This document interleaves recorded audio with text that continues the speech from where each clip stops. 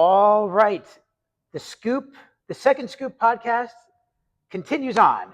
This is probably episode number 5, I think, of our Reborn podcast. Chris, Whitney, two OGs of the fitness industry, supplement industry.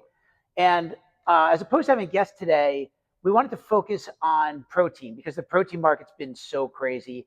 And fortunately for BPI, our ISO HD has found a lot of popularity, both domestically, but specifically globally.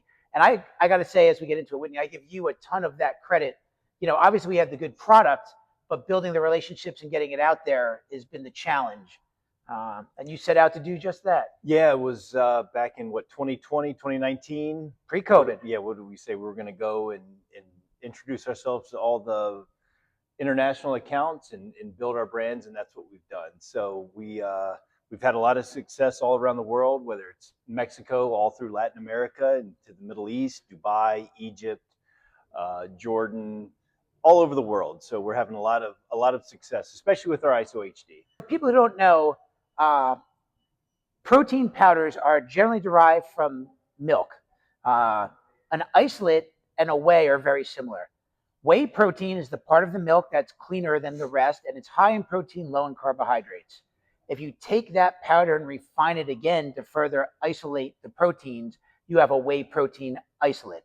And BPI's ISO HD has really surged in popularity globally. Every geography where we sell it, it is a top seller. And I find that amazing. And then there's one area of the world where we've caught particular fame, and we want to just give a shout out and a little bit of acknowledgement to the Korean market. The main platform in Korea, e-commerce platform, is Coupang.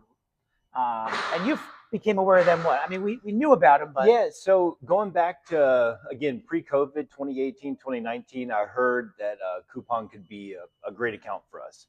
And for many years, we did sell to Coupang, and it was nice size orders, but nothing massive. But over the last 2 years, specifically last year, we've exploded in Korea. And that's really due to, Coupang's support and in their reach. Yeah, and one thing I've learned about the Korean market, which I don't know anything about, I don't have to be an expert, but here in the US, we talk about influencers and people that sell products. The Korean market seems particularly tapped into bloggers, YouTubers, and kind of where we see things going domestically, they're already ahead of us, which is really great. And we're lucky in that so many Korean bloggers saw the value, the price point, and the quality of ISO HD, and that helped for the virality, as they call it, of the product. Yeah, it was I would say a year ago in December when we first went viral in South Korea. And ever since then, it's been month-over-month growth, and it's really exciting. Yeah, we love it. And one thing that I want to talk about, I always act like I've been here forever, and Whitney's the new kid on the block. I've been here 16 years. He's been here 15. So he's not that much of a rookie. But as the old man of the industry, of the business, quality's always been important to us. And I'm going to show you guys something here, and we're going to edit it onto the screen in the YouTube. This is a third-party testing certification of our isolate. And we are very proud that sending protein out, not from our manufacturer, but to a third-party independent lab, has shown that our label claim is in fact 100% met on protein with 25 grams per serving, and our carbohydrates are right there with 2.9 grams of carbs per serving. Very low. That's less than 12 calories. I've often made the joke that you'll probably burn off those calories shaking it up. And another thing that makes me very proud, especially with the chocolate, people saw that Consumer Reports article that was out probably around Christmas time.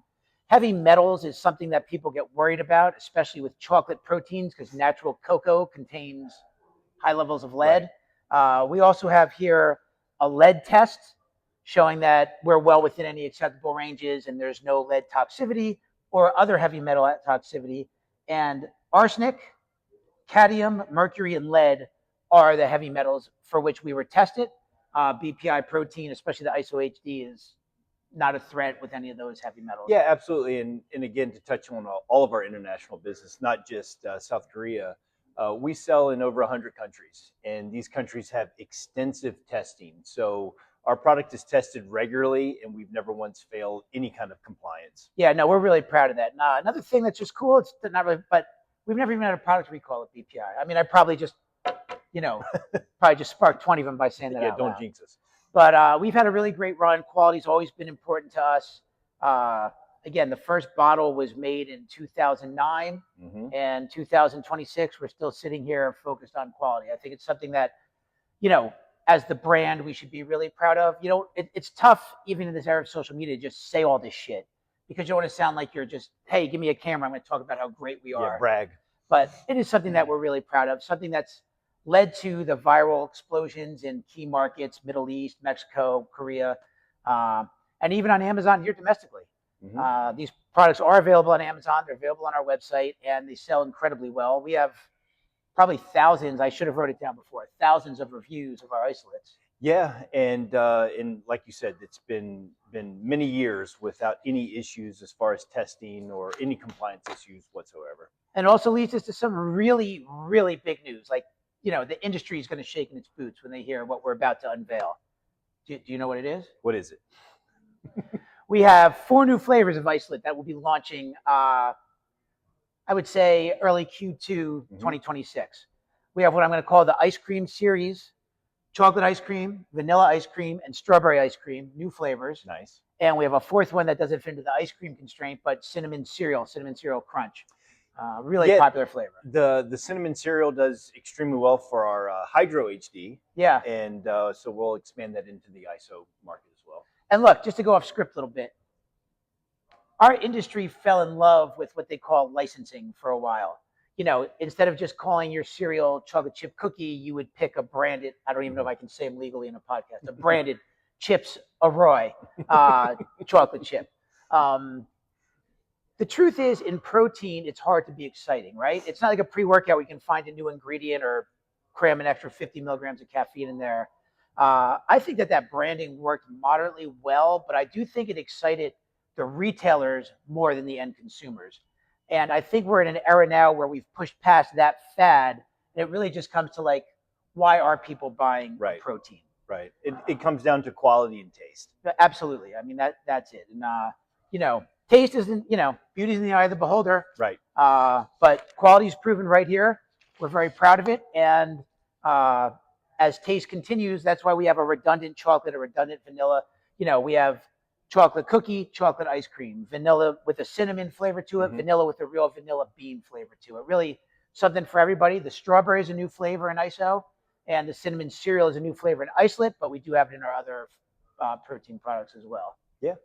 So that's what's up with the protein game. I mean, a lot of change, a lot of excitement, but BPI remains consistent, focused on quality, and focused on satisfying customers' needs. We're very happy to share what are normally kept as, close to the vest documents with everybody. Yeah, I don't think we've ever showed third-party testing before. So yeah, this is new. It is, and just so the consumers know, every batch that's produced comes with a certificate of authentication from the manufacturer. It needs to be tested before it goes out. So they're going to say, look, the label says X amount of protein.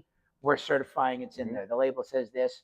And Whitney mentioned our international presence. BPI actually has one of the best international compliance people in the world. Sitting right behind us. It's right on the other side of the camera. But, we work very hard in every geography to get the products in, which does include, I mean, you do it more than I do, certification. Yeah, C of A's, testing, and even some countries, when the product arrives in country, they test it there locally. So, the testing is thorough for us. Yeah, they open, there's, about 180 on a pallet. I should know that offhand. I don't. You sell more pallets than I do. I guess I 5-pounder's 120. 120, yeah. Okay.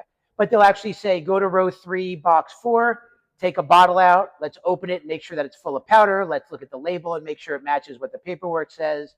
There's a lot. And as a mature brand, it's really groomed us into being compliant, quality focused, et cetera, et cetera. Yeah. So that's the protein game. I think that's good. All right.